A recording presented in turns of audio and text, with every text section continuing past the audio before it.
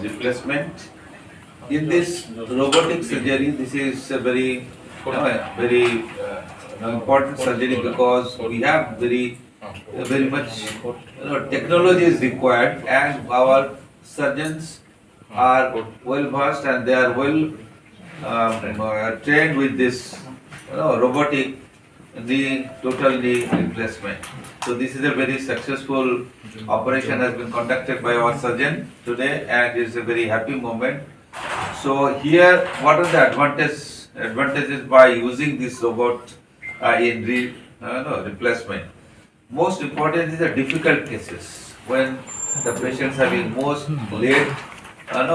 lately coming to the hospital, and there are a lot of difficulties in normal conventional way. When the surgeon is going for replacement, they find more difficulties in this and more complications also expected in conventional way. But if we use this robotic technology, it's a more precise and more accurate for the replacement, and complications are also less. And the